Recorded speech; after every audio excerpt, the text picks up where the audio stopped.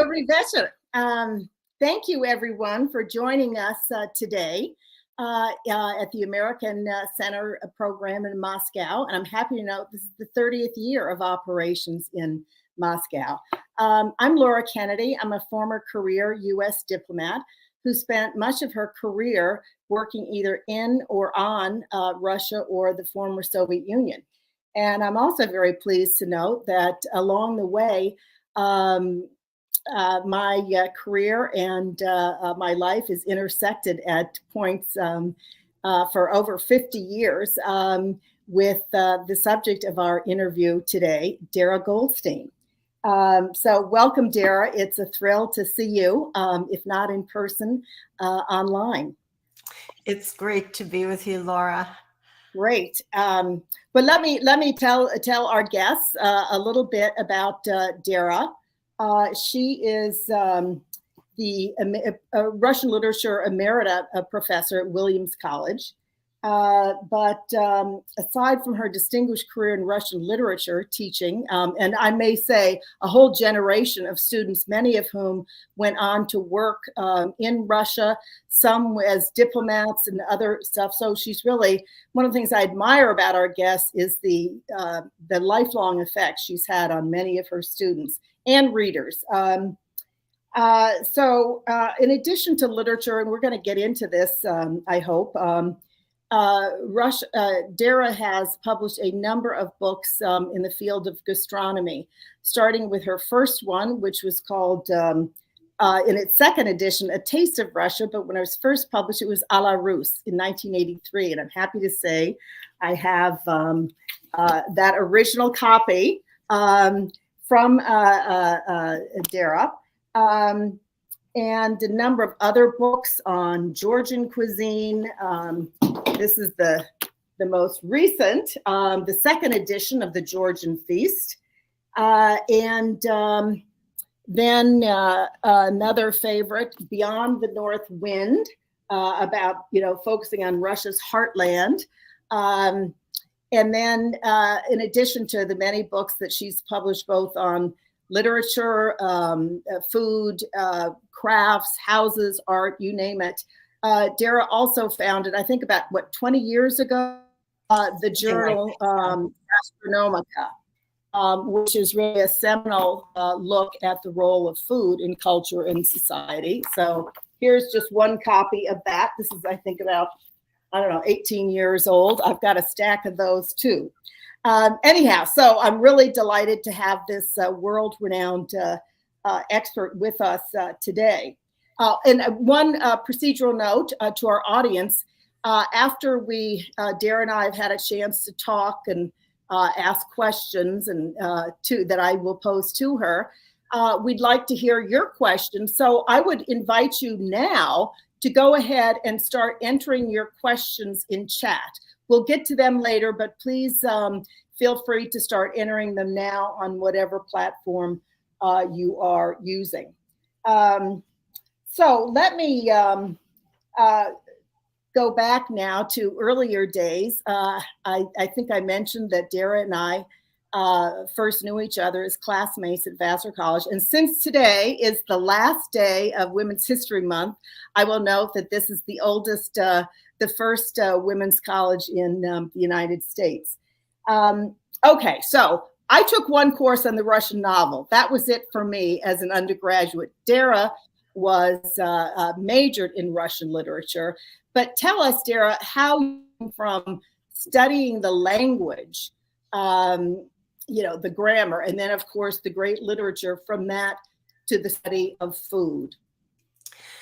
It just kind of happened. When I began reading Russian literature, I was really initially drawn to the stories of Chekhov and Gogol, of course. And what I discovered was there was so much food in these stories, and then also in the Russian novels. And it seemed to me that because of censorship in the 19th century, they couldn't write about sex in any other way. And it seems like it was all sublimated through food. I mean, many of the descriptions are quite erotic. If you think about Chekhov, he has this wonderful story, sirena, the siren, and he's talking about a kulebyaka, the fish pie, and it's feminine in Russian, it's gendered feminine. And so you have it, which is also she, and you run your fingers over it, and it just oozes fat, and it's really quite wonderful. So somehow I found myself understanding these passages, even when I didn't understand the specific words so much. It was kind of miraculous. And when I started graduate school at Stanford, and this was a long time ago, 1974, I wanted to write my dissertation on food in Russian literature, and was basically told that I was not a serious person. So that was the initial thwarting of my interest in food and Russian culture. Well, you were certainly ahead of your time, because many years later, my nephew went to Stanford and was taking courses as an undergraduate on food studies. And of course, later, you know, there was "you are what you eat." All rephrased it in a much richer, I think, way. In The Kingdom of Rye, your latest, which was people know who they are by what they eat together. So again, this food and theme of community and interchange is something I find fascinating in all of your works. But there's something else I wanted to mention to the audience, and that is that Darra and I reconnected at another point in our lives, and that is we both went to join an exhibit that was part of the 40-year history of U.S. official exchange in 1968. The theme of the enough for Darra was Agriculture USA. And of course, thinking back to the very first in that series of exhibit, which featured the famous debate between Vice President Nixon and the General Secretary Nikita Khrushchev, that was the kitchen debate. So again, this theme of food and the kitchen has certainly been a long-running one. But tell us about the exhibit and how that played into your did or did not into your career and your interest in food, and specifically in Russia. It was a really seminal moment for me. I mean, an extended moment, because I was there for 10 months. And most of the exhibits, the first one where there were those the great kitchen debate, that had actually been the American home. And there was design, there was photography, there were all of these exhibitions about material objects. But agriculture is about food. It's about growing food. And food is intrinsically political. It also has to do with who we are, how we identify ourselves. And I have to say that the nature of these exchanges was to share information about the United States and also the Soviet Union. They were bilateral exchanges, but there was a good dose of propaganda. And if you can, most of you who are watching probably weren't even alive in 1978, but video was new then, if you can imagine that. And we had a video that was looping in the exhibition about an American supermarket, just with the camera panning over endless amounts of food, and a woman's voiceover saying, "I live in New York and I can wake up in the morning and a truck will have brought me tomatoes from California, and I can have any food that I want at any time." And it was really sort of rubbing people's noses in the dirt, because in the Soviet Union in those days, there was very little food that was easily accessible. I mean, people were not starving, but it was very hard to get food. So trying to negotiate that and talk about America and American agriculture in real ways was complicated. And we had one stand that I was in charge of, which was showing blue ribbon winners, the winners of the best of show for the Iowa State Fair. So it was pickles and preserves. And over the course of that very cold winter in Moscow, I was also in Kishinev, Rostov-na-Donu. I surreptitiously broke into those jars because I felt like I wasn't getting enough vitamin C and other nourishment. But people wanted to show me what they had, what they could make with their summer bounty and the deliciousness of Russian food. And so what I learned from that experience is that, yes, food is political. We were using it as a cultural weapon, but it could also be turned into something to bring people together. And the Russian pride in the fabulous preserves in the repertoire of Russian cuisine, and people taking risks, inviting a young American into their apartment so that I could actually eat with them. It was quite dangerous for many of them. And that's how I really learned about Russian food. And it also sort of saved me as a graduate student, because after that year, I was ready to give it all up. It was a really rough year, but I kept thinking about Russian hospitality. And so I wrote my first cookbook that Laura mentioned, this A la Russe, as a result of that experience. And I actually published it before I published my dissertation on the Russian poet Nikolai Zabolotsky. And I was able to thumb my nose at my stuffy professors who said that food is not serious. So it really was the food in Russian literature.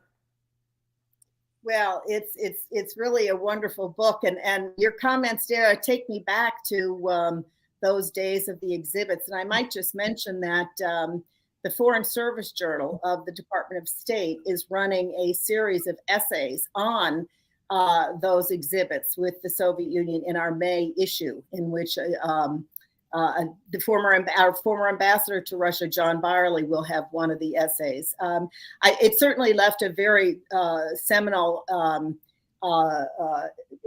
impression on me. I mean, you mentioned hospitality. I remember learning the word for hospitality, gosteprimstvo, but I love in your book how you talk, I think you use the word хлебосольство, literally, bread and salt. And I remember again, people eating, as you say, their own preserves, what they've saved to the exhibit to share. So I remember that video, Darra, and yes, it was, I think, over the top.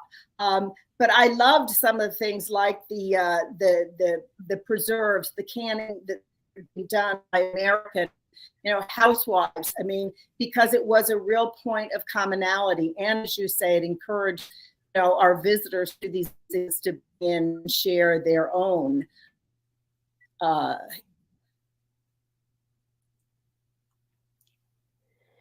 You seem to have frozen, Laura. Okay.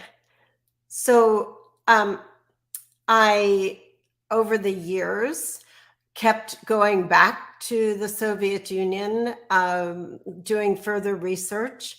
When I went to Georgia, again, this was for dissertation research, to follow the trail of Zabolotsky, who had been in the Gulag for 8 years and rather miraculously survived.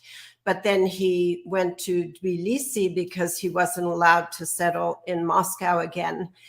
And I met a number of people who had known Zabolotsky in his later years, which was quite extraordinary for my research.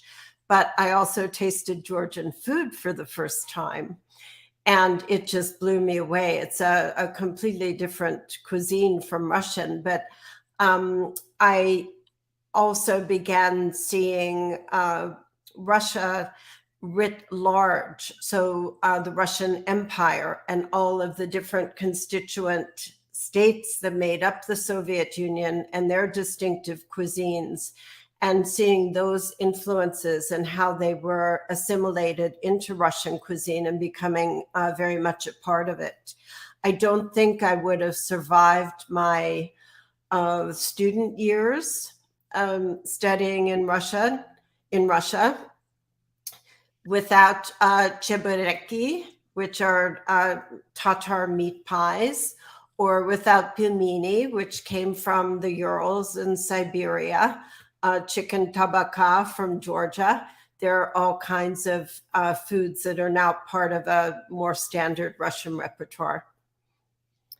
Well, you know, I also wanted to note that Darra visited me when I was ambassador in Turkmenistan, and just on the basis of a fairly short visit, wrote a wonderful piece about Turkmen food and customs and so on, which is available online, I think. Anyhow, but I just wanted to again say that what fascinates me is your ability to look at food and the role it plays in a number of different cultures and so on. And tell me, if I might, a bit, and our listeners, more about the Kingdom of Rye. Why do you call this distillation of Russian gastronomy the Kingdom of Rye? Until the 20th century, the mid-20th century, I would say, rye was crucial. Not just for sustenance in Russia, but also to Russian identity. And I took that title, The Kingdom of Rye, from phrases that were used in the 19th century to describe how Russia looked, you know, these endless fields of rye that were sort of, blowing in the wind and golden as they were getting ripe. Rye was originally a weed that's native to Southwest Asia, and farmers there noticed that when the weather was difficult, the rye was thriving and wheat and other crops weren't. So it was brought to Russia, which, as you know, for the most part, has a very, I know climate change is changing it, but it has a cold climate, a short growing season, and not good soil everywhere. But rye thrived and became really the basis for Russian culinary culture, particularly among the serfs, the peasants, and those who didn't have access to more expensive foods.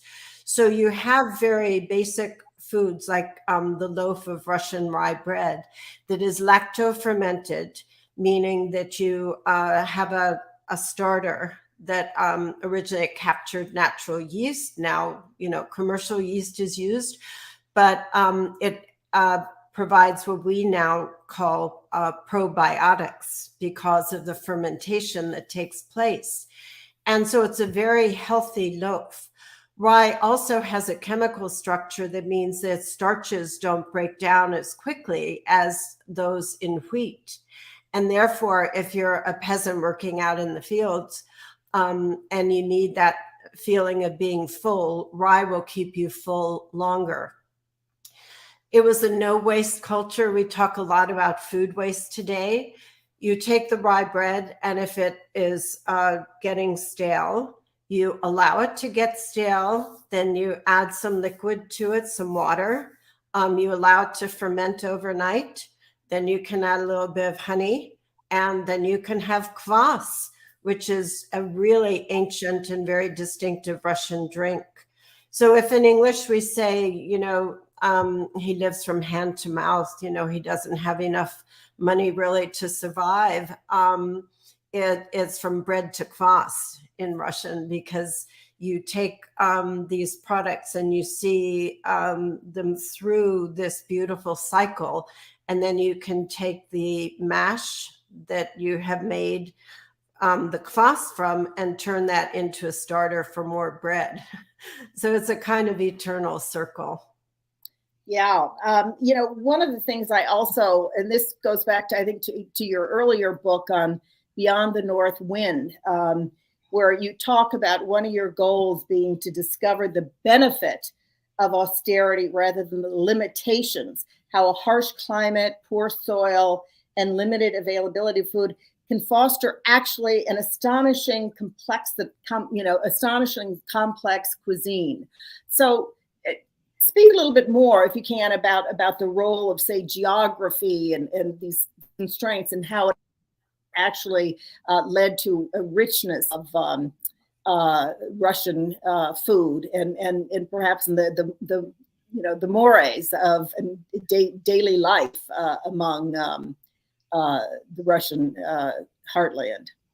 I think when we live in abundance, I mean, that would be ideal if we all could at all times, but it then becomes somewhat less thoughtful because everything is always there and you don't have to think about it. If you have limited means or limited foodstuffs, then you have to, or you want to, try to be creative because you don't want to eat exactly the same thing every meal. So you start playing with things and you start adding different ingredients in that perhaps you can forage. I mean, foraging is huge in Russia. It's become very trendy in the US, but it's not out of necessity. For Russians, it is both to get foodstuffs that wouldn't ordinarily be available, but it's also that experience of being deep in nature. And there's that beautiful quote from Nabokov from Speak Memory, where he talks about the dank, damp reek, boletic reek. And all these words are so negatively charged in English. And yet for a Russian, it just fills you with joy to think of this mushroomy smell all around. So there's so many different berries, all of which are really healthful. Because the growing season is short and the winter is historically long, you have to preserve things. So how do you preserve them? Until the late 19th century, there wasn't really cane sugar for most people. And even then it wasn't cane sugar, it was refined from sugar beets. But Russia had tons of honey. Russia was famous for its amazing honey and still is. And so honey was the sweetener that was used. And you have to find different ways to work with honey because its properties are distinctive. And so one thing sort of leads to another. In Soviet times, when they would hear about pizzas, for instance, and there weren't yet any pizzas in Russia, but they would, roll out some bread that was kind of flat and then put sprats on the bread. And maybe they had some tomato, if they were lucky, if they'd grown one in the garden in the summer. And so people were always experimenting to try and not just make do, but make something more interesting. Well, I remember, and not just from wonderful Nabokov, this tradition, as you say, of foraging, in particular going out to hunt for mushrooms. But our problem was that as diplomats, we had a 25-mile limit beyond which we could not go unless we had officially requested permission.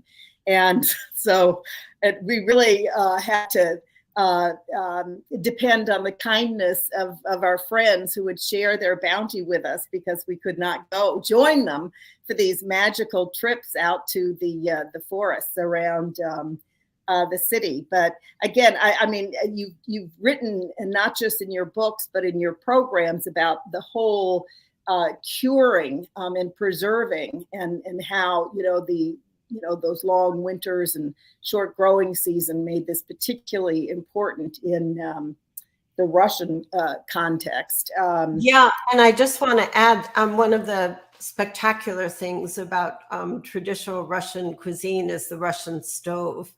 I mean, I can talk for hours about the stove because I love it so much, but the way it is constructed, it really defined how Russian cuisine developed, because it's made for slow cooking.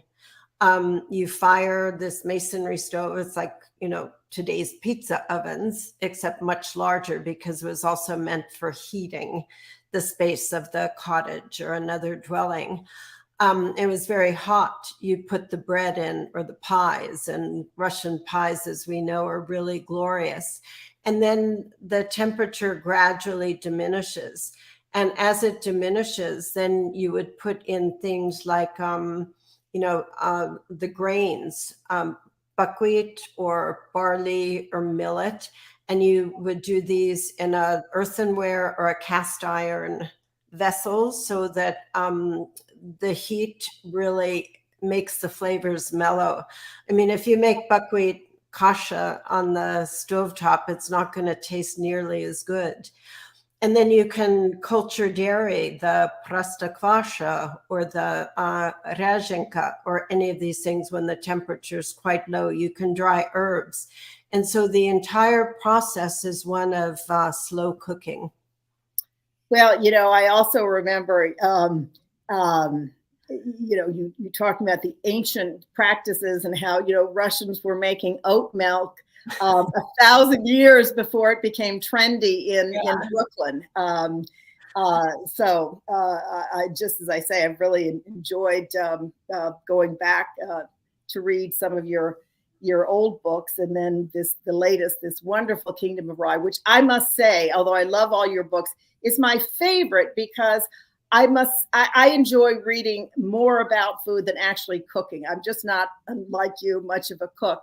So Kingdom of Rye is just a distillation of all of your work. And, it's just all about the food, rather than, having, a lot of the recipes that accompany all your other books, which I love. But I think I tried a kulibiaka once, but that just about killed me.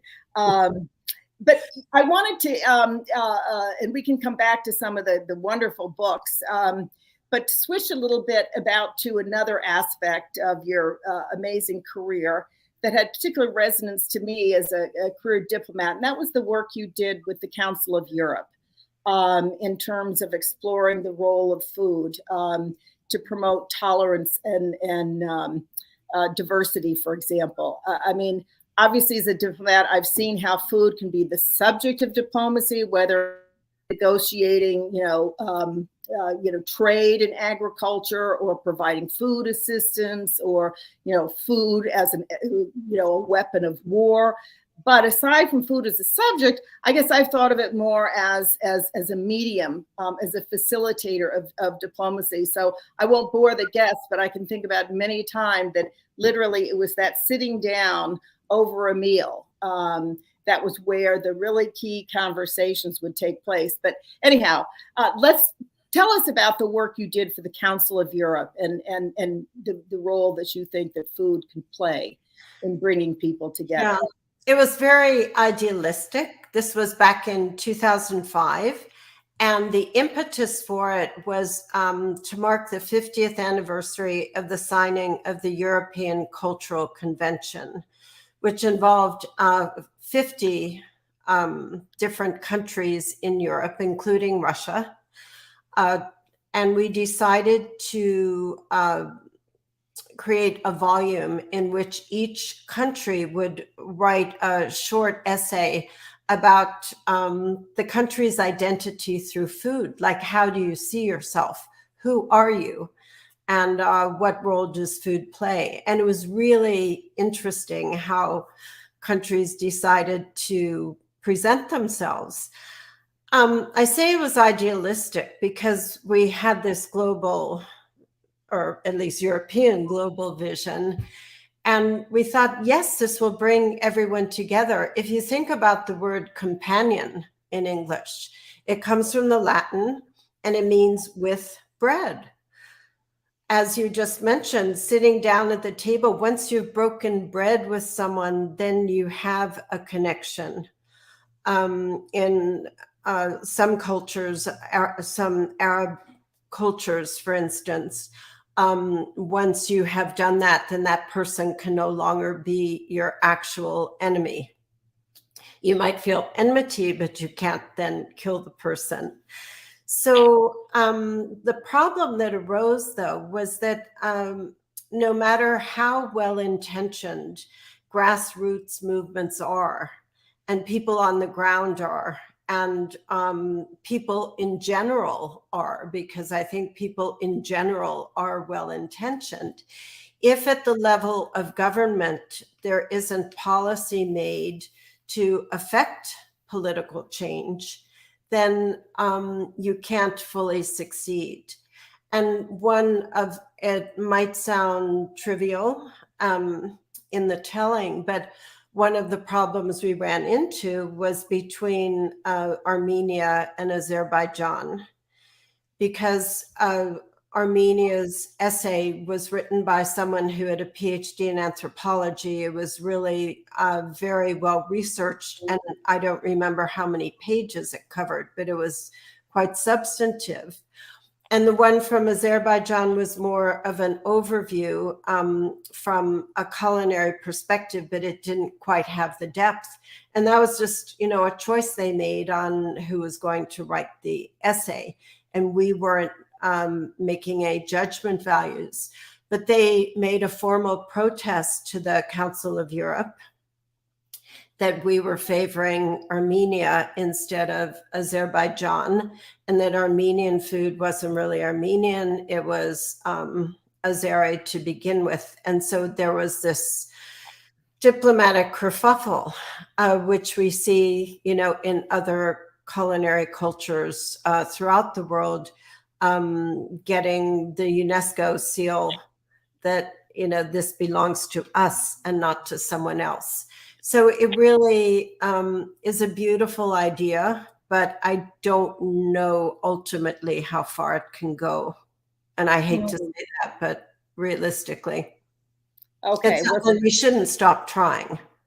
Yeah, and I'm glad you mentioned the UNESCO process, where they designate foods, processes, and so on of historic or cultural, lasting cultural interest. I mean, because I used to always just think about the bricks and mortars and the buildings, and now I think about the French baguette and naan in Central Asia. So it's, I think, again, another indication of the growing recognition that food is so intrinsic to our lives, our histories, and our cultures. But let me, all of your books about Russian history, literature, food, the way food, reflects lives. Are these available in Russian? Have they been translated into Russian? Not a single one has been. Oh, well, maybe there's someone listening who will. Okay. Well, I think there's luckily, I'm sure many of our audience speaks very good English, and I hope we'll have a chance then just to read them in English, but it's a shame. And I hope they will be translated into other languages, because I think they're really a great, in a very unique way of looking at history and culture. Yeah. Oh, I was just going to add, I think the sense might be that, what does this American know about Russian food that we don't already know, because this is our food, our culture. So I think that might be sort of underlying, that there isn't something that an American can teach a Russian. Oh, but I can see that. But then I think about visitors to America over the hundreds of years, and how valuable and how central those foreign eyes on a country can be. And even if they might not be right or something, it's just what is that perspective? I find it just enriches our understanding immeasurably. So as I say, that early exposure to exhibits left me with a long-standing belief in the importance of exchanges in the field of culture or others, to try and see what makes us all tick, or what we eat. But what is next for you, or at least in terms of your output, your work? Delving so deeply into the history of preservation in Russia, particularly fermentation, I found that aspect of food preparation quite exciting. And I'm working on a series of 6 small cookbooks now with a colleague who is a chef on different methods of preservation, which include fermentation, pickling, dehydrating, curing through salt, preserving with sugar, and all kinds of different things. And so this isn't focused on Russia, it's worldwide, but that's pretty exciting. And a very wonderful new venture that actually just happened this past week is that after probably 30 years of trying to get food studies established as a discipline in the United States, and it has made some inroads into academia. And certainly there's a lot more serious attention being paid, but it's not yet fully established like other disciplines. But Oxford University Press has a series of research encyclopedias in fields like neuroscience and history, anthropology, global health. There are 25 different subject fields, and they are now about to launch a new Oxford Research Encyclopedia in food studies and have asked me to be editor-in-chief. It will be a digital publication so that can be continually revised and added to. So I'm really excited about that. Great. Well, I'll look forward to that. And, I also should have mentioned that Darra is also on the advisory board for our great Smithsonian National Museum of American History, where we actually have created the kitchen of one of our iconic chefs, Julia Child. So Darra, for her work with this foundation, is a member of the kitchen cabinet. So let me ask, in Russia, have you found that in today's Russia, there's a similar interest, making food respectable as an academic subject? Is it coming into museums? Is it coming into academic curricula or journals like your Gastronomica? Actually, way back in Soviet times, there was I can't remember the exact name of it now, but it was the Museum of the History of Cuisine in Moscow. I imagine it's still there. I hope I can check it out again someday. But it was extraordinary, showing how cuisine developed in Russia over the centuries.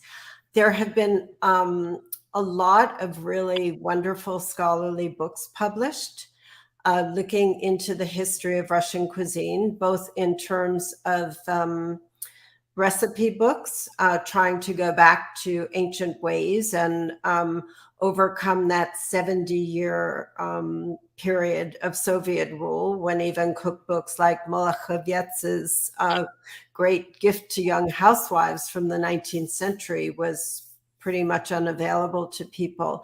So there's a lot of scholarship. Pre-pandemic, there were a few conferences that were and organizations that were starting to get off the ground. I think that the pandemic and subsequent events have, shut that sort of activity down. But I do know that there are some food scholars working. And really, there's so much more that needs to be done with Russian food, because for a long time there, as here, it wasn't taken so seriously, except in a kind of ethnographic way. I read about that the book you cited, The Gift to the Young Housewife or something, and that wonderful advice about and of course, when was that written? 1907 or something? No, like the first edition was 1862. Oh, okay. Yeah. Some line about, if a stranger shows up, run down to your cellar and get that haunch of veal, and bring that out for your dinner. I thought, right, who's got a haunch of veal?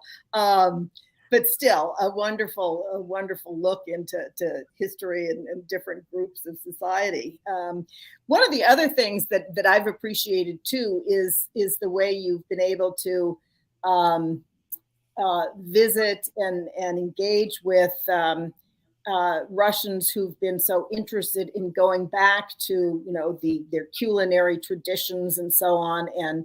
And I always, whenever I travel, I always ask Darra for recommendations about where to eat. So the last time I was in Russia was, I think, in 2019 for an arms control, track 2, we call them.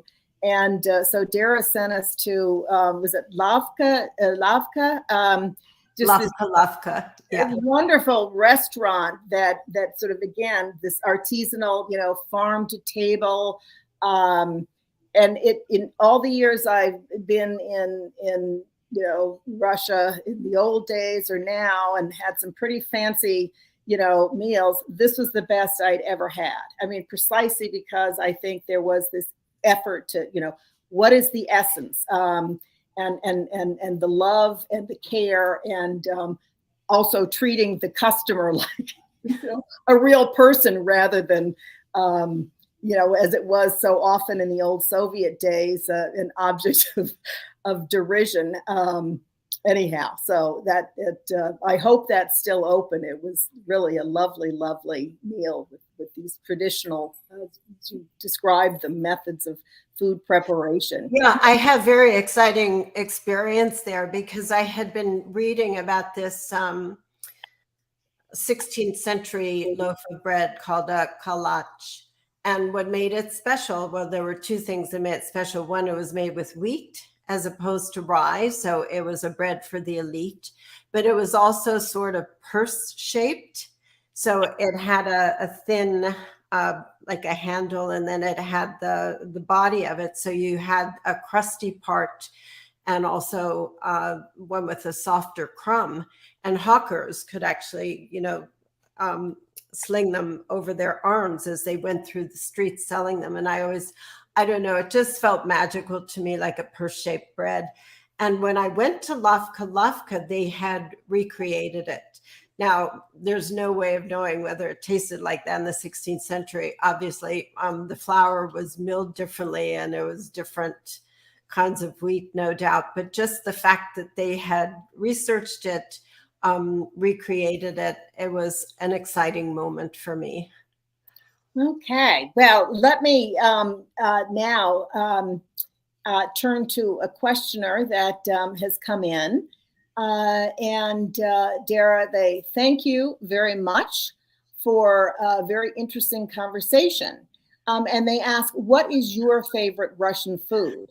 And have you ever tried, and I'm not sure I'm going to pronounce this right. Холодец. Okay, it's haladeku anyhow. Haladeku. Okay, and if so, did you like it? Okay. My favorite Russian food, it is so difficult to answer because, it depends what kind of mood I'm in. I have a weakness for Russian pies of all sorts. And often it's the savory ones. I know I already mentioned kulibyaka, but I'm pretty obsessed with it in its grandest and also simplest forms. I adore vatrushki, which are open-faced pies with often with tvarog, the curd cheese filling, or with berries. I really love them all. And as for холодец, I'm also obsessed with it. I'm one of the few Americans who is.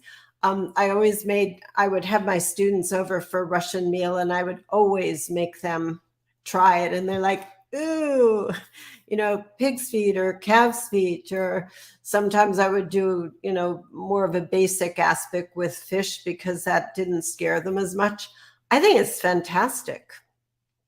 I really love it, but I realized that, Tatiana Tolstoya, the writer, has an amazing short story about the gruesomeness of, I think she might call it studin, which is another name for it, but she calls it aspic in English translation, at least. And you should all read it if you hadn't. It's really good. But yes, I love холодец. Okay. Well, I guess we all have our favorites, but sometimes, a good thing can become too much. I remember when I was on my second exhibit city, because Darra and I were on two different halves of the same exhibit. And I was in Kiev, Tselinograd, which is now Astana in Kazakhstan, and Dushanbe in Tajikistan. And we were sort of out of the city at sort of a VDNH. And so the only place we could eat was a little sort of buffet at the exhibit. And I love the pelmeni of all kinds. So mante was what the version we ate there. So I ate it every day.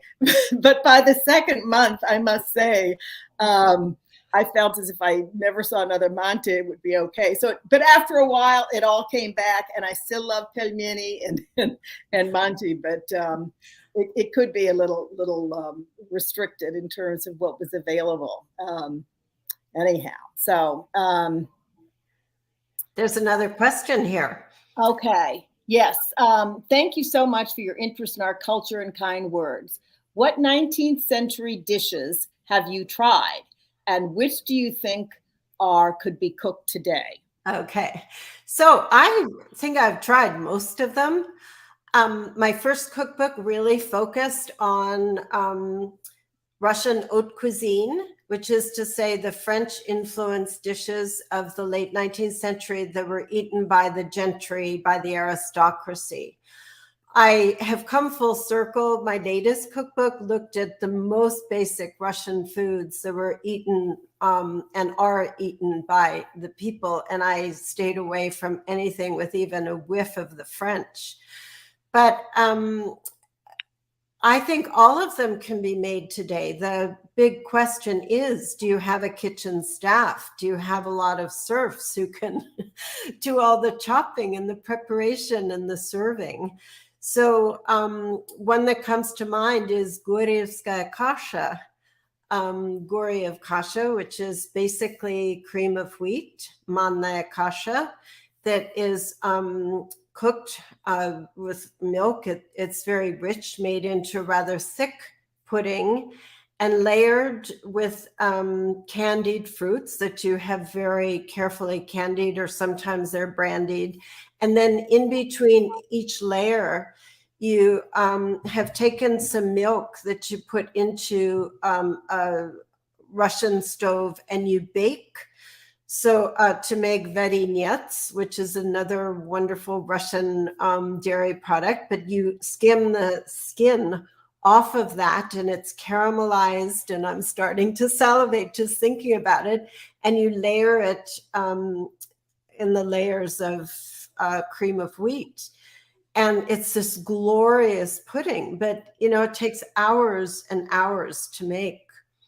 Or something like beef or veal orloff, which is a veal roast, and you have to make mushroom duxelles, which are very finely chopped mushrooms, almost to a paste. And then you make slices in the veal roast and you stuff it with the mushrooms and then you roast it. So yes, you can make them all today, but you have to have time and you have to have money and patience. Mm.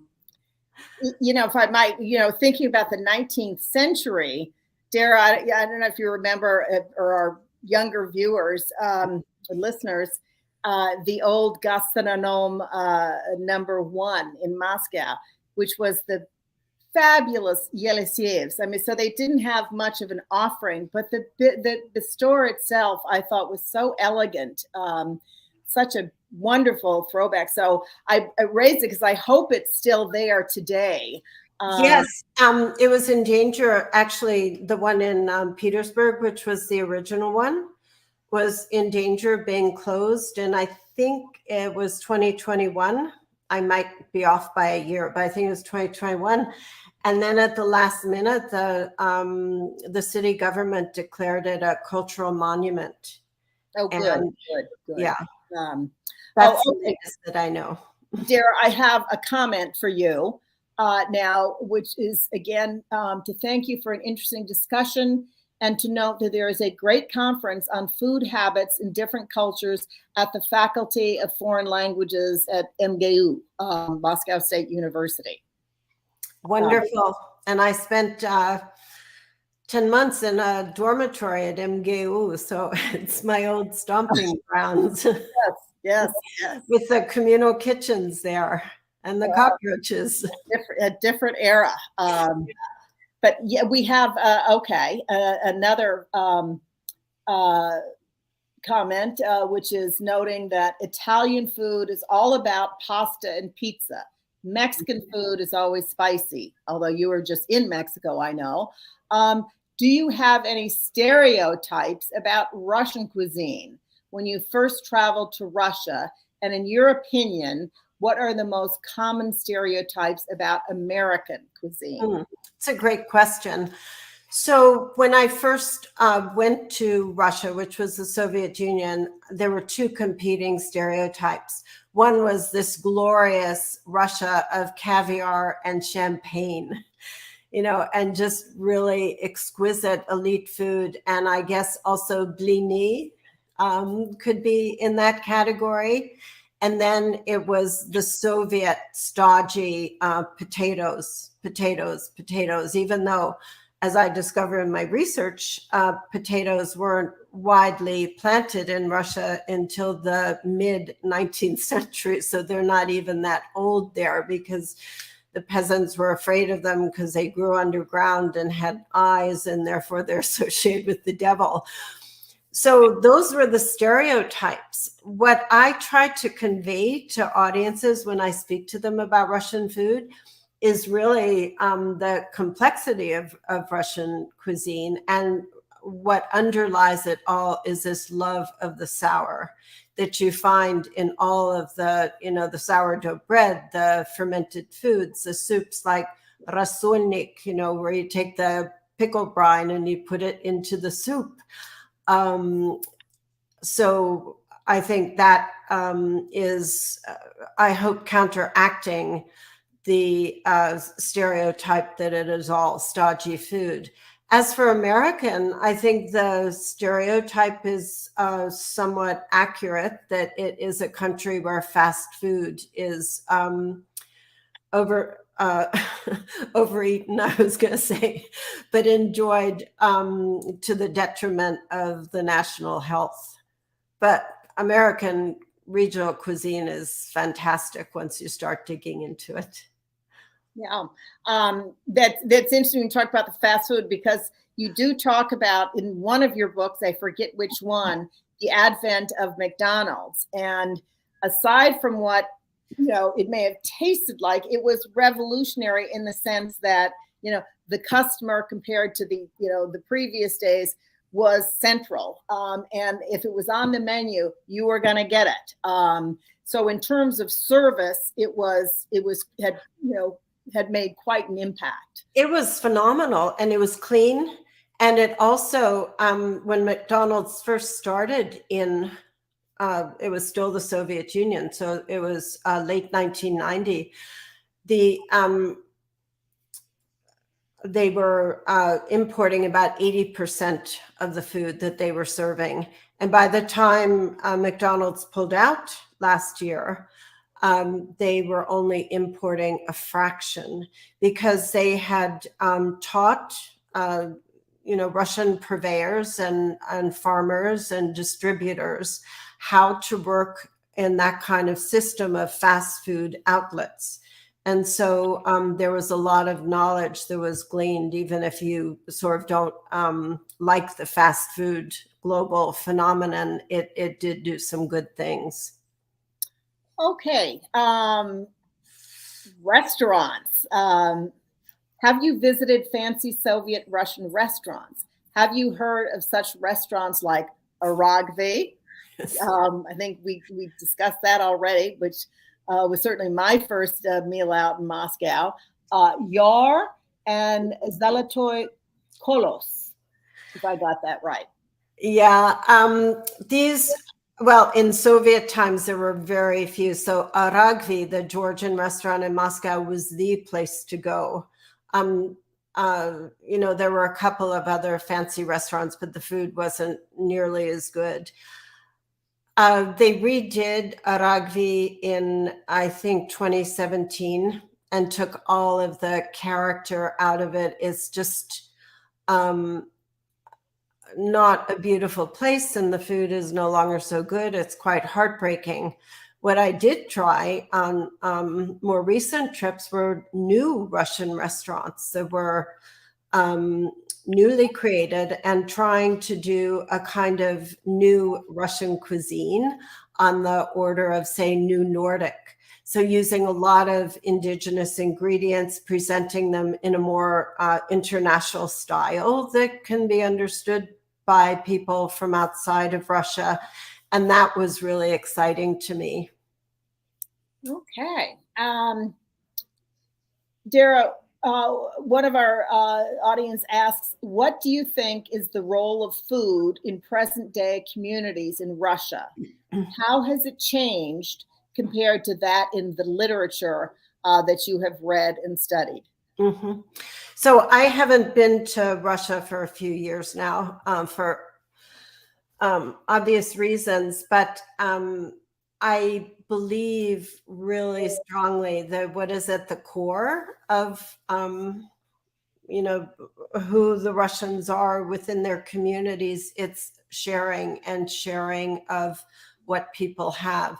Even in very difficult times, I did a lot of work on the siege of Leningrad when people had virtually nothing, or going back to the 19th century when there was a really dire hunger among the peasants. They would do this practice called begging for crusts, where they'd go from household to household just to get the crusts of bread to have enough to eat.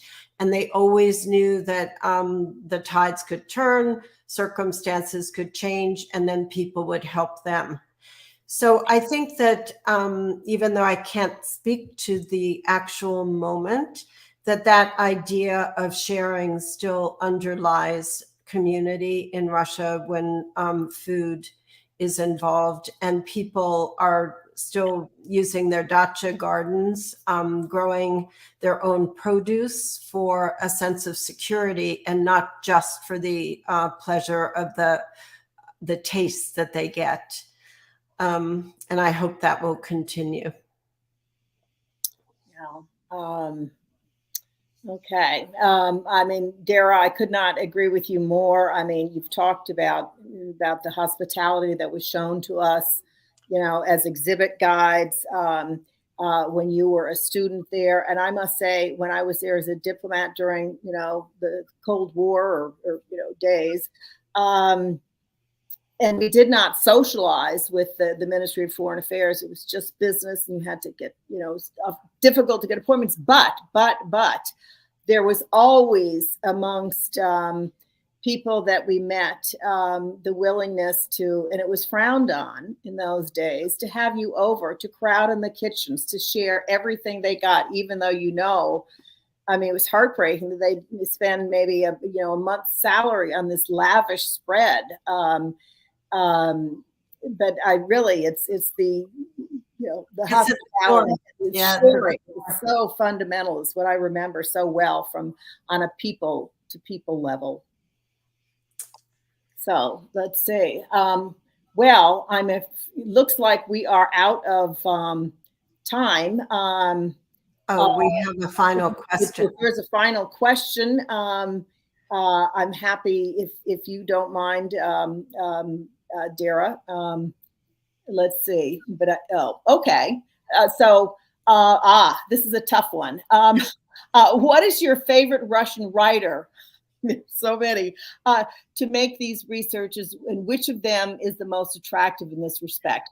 Oh, that one's actually easy. Hands down, it's Gogol.